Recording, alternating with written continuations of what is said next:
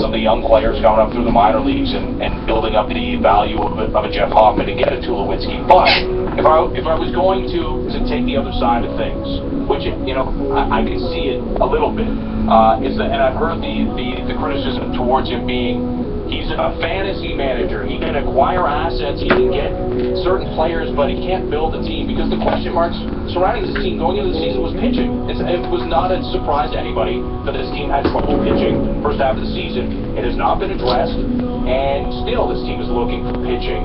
And it's a legitimate criticism, I think. Yeah, look, if they don't win, you can criticize him for all kinds of things if you want to. I'm not saying people can't. He's above criticism, and I'm not saying some of it that it's not legitimate. I'm just saying that if I was the general manager and I acquired Josh Donaldson, Russell Martin, and Troy Tulowitzki within a calendar year, I think I'd be doing a pretty good job. Not positions of greatest need, no, but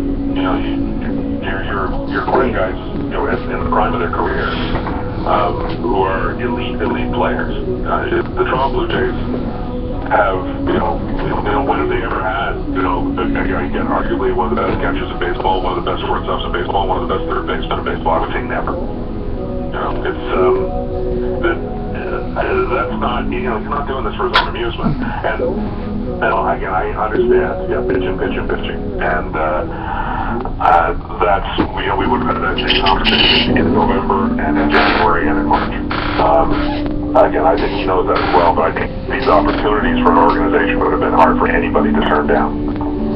Sportsnet Stephen Brunt. Stephen, thanks for your time this morning. See you guys. There he goes, Stephen Brunt. That dude knows his baseball. Yeah, he does. And again, I'm a big fan of the moves that Alex Anthopoulos has made. How do you argue with Troy Tulowitzki and Josh Donaldson? That's left side of the infield and I don't know if I necessarily agree with him being a fantasy manager. He grabs, the best players and he can put them on his roster. But as far as building a cohesive unit, he's maybe not the greatest. The one thing I would say though is, where have the additions, where's the pitching help come from that we all expected or understood that this team needed preseason? Now I know he was counting on Marcus Stroman. Every team suffers injuries, right? It's a mitigating factor to a degree. But he went into the season with 6 rookies. He was counting on a lot out of some younger players. Yeah. Some of them have worked out. Roberto Osuna, no question. Devin Travis has been great when he's been healthy. Some of them have flamed out. Some of them haven't gotten the job done. And still, I know the starting pitching has been okay post All-Star break. It's still all about pitching with this team. Now, we got to go real quickly. If you just look forward to 2016, having pretty much a homegrown starting rotation is pretty awesome, too. Something we haven't seen here in years. Yeah, I guess. If they're good. Which, potentially they can be. Sure, potentially they could have been great this year. They weren't. It's true. They weren't.